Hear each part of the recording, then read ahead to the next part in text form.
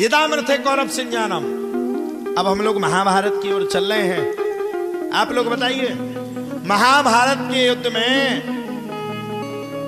पहली गलती किसकी है? बताओ। यदामृथे कौरव संज्ञानम, किसकी गलती है पहली? क्या धृतराष्ट्र की है, या दुर्योधन की है, या पांचाली की है, या तो शासन की है, या विदुर जी की? किसकी है? पहली गलती स्वयं धृतराष्ट्र की थी। यदामृथे कौरव संज्ञानाम वीरे सुतो वीर गतिम गदेषु ब्रकोदरा विद्य गदा ममर्षो भग्नोरुदंडे धृतराष्ट्र पुत्रे। अरे ध्यान करो, ये राज्य धृतराष्ट्र का नहीं था, ये राज्य पांडवों के पिता पांडु का था।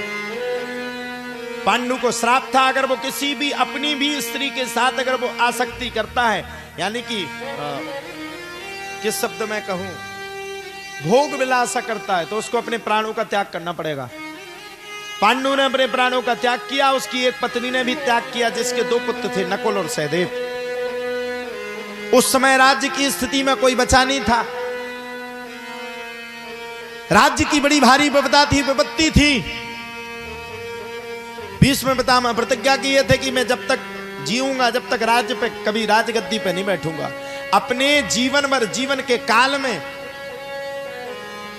जब तक मैं जीऊंगा, जब तक मैं इस राज्य की रक्षा करूंगा, और इस राज्य की रक्षा करने के बाद मैं कभी भी विवाह नहीं करूंगा। ये भीष्म पितामह की प्रतिज्ञा थी।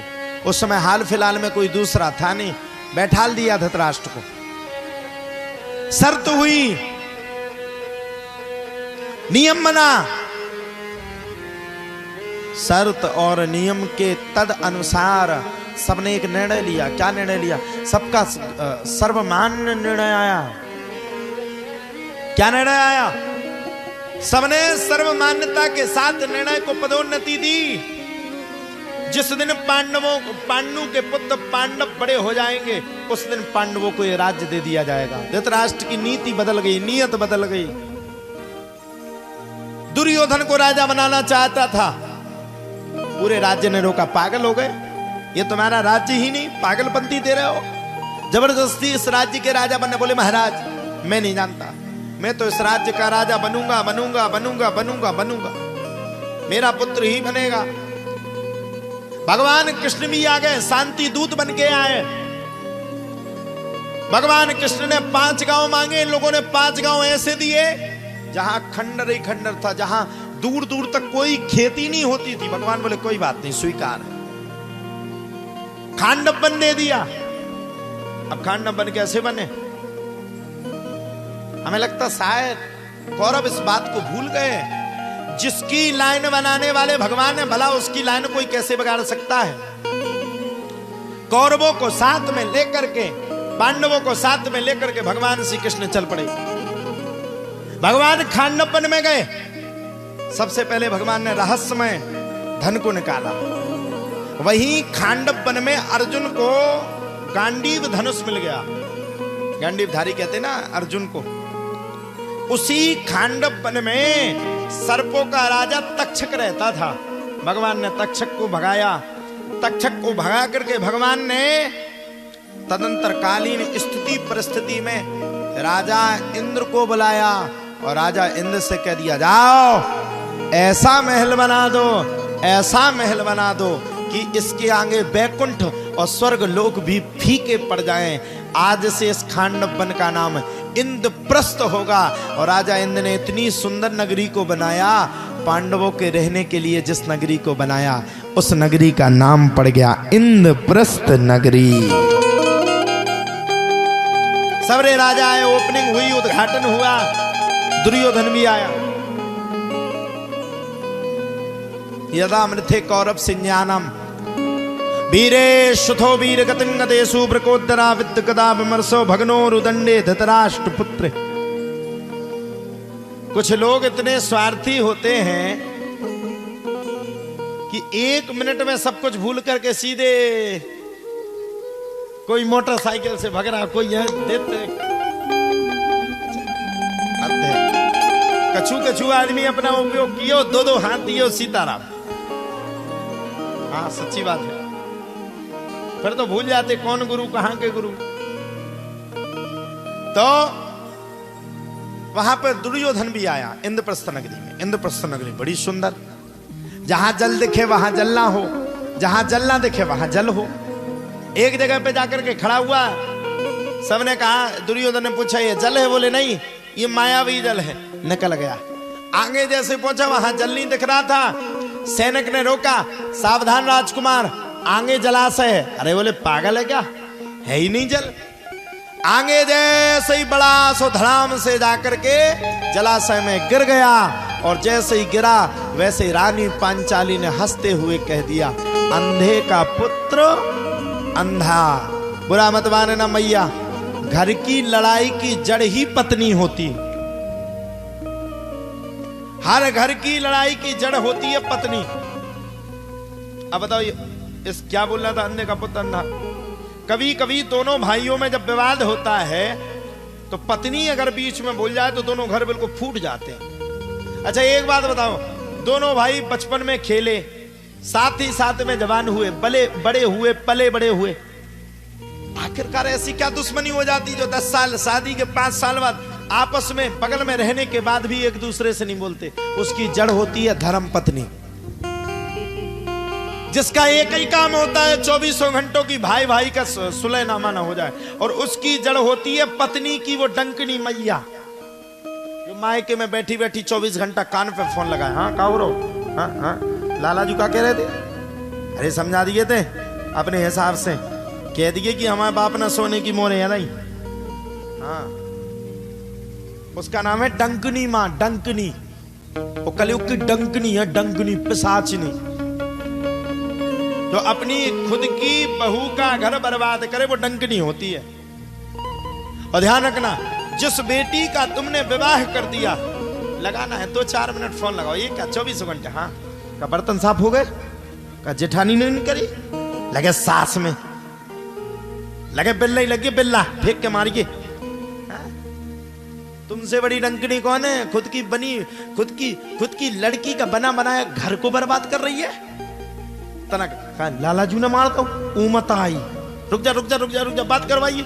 काया मार दो तुमने ही मोड़ी खा, तुम्हारे बाप को जा का लेती, रुक जाओ हमारे अपनी मोड़ी खनवाए जात। बस जिस दिन लड़की को मायके का पक्ष मिल गया, जिस दिन लड़की को मायके वालों ने, उसकी मां ने उसका पक्ष लेना शुरू कर दिया, समझ लो लड़की का घर नहीं नरक हो जाता है, नरक हो जाता है।